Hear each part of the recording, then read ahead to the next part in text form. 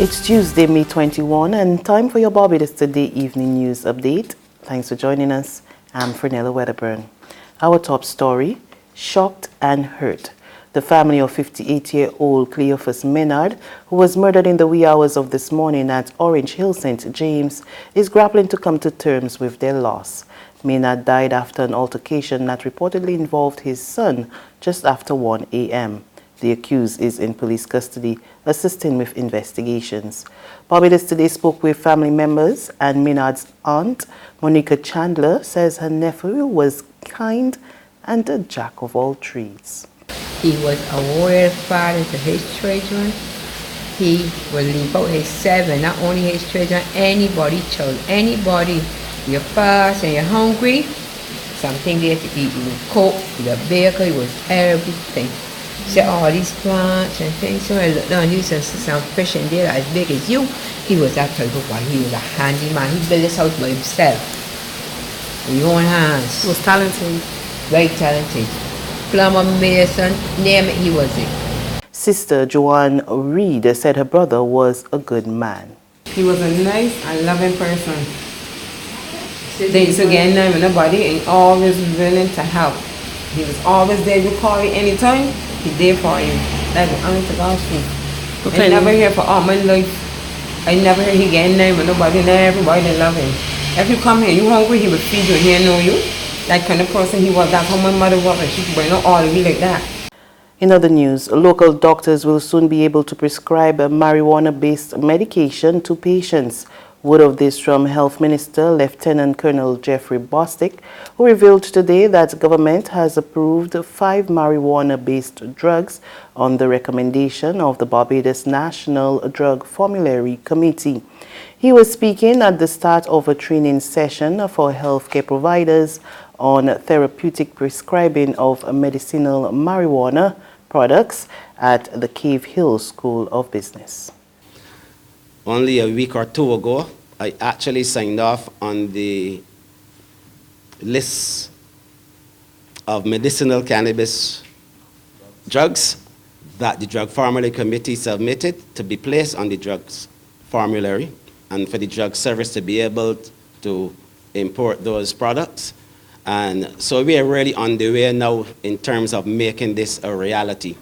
But this training, this workshop, was mandated by Cabinet so that we in this country set a high standard as we advance with this project.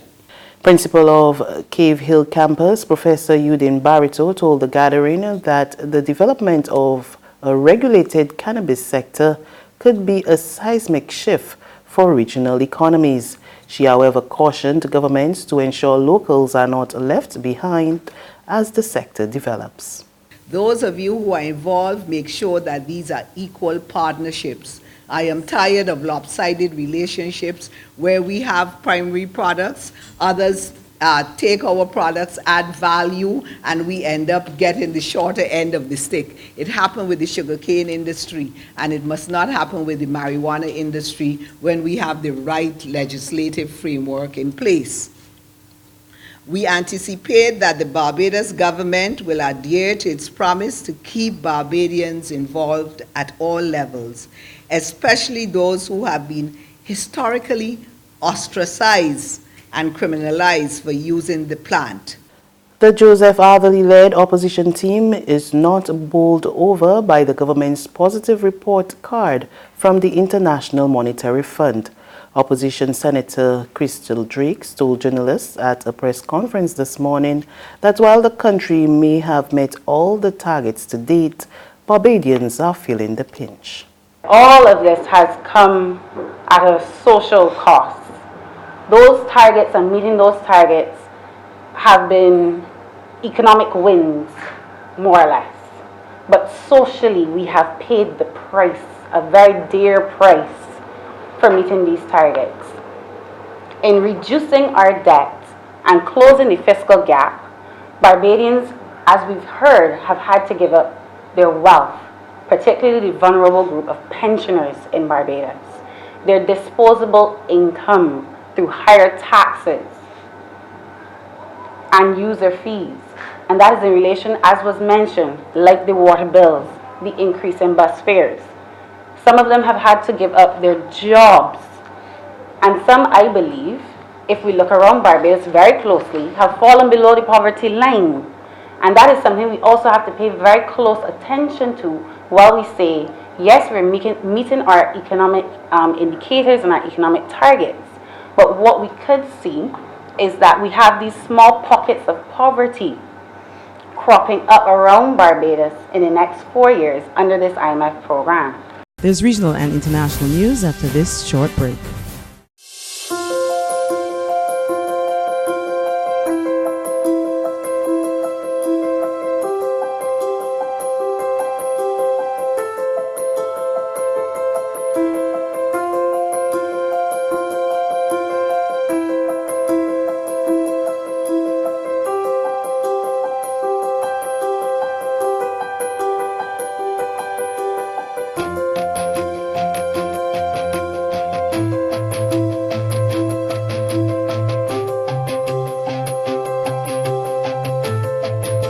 Barbados Today, news you can trust.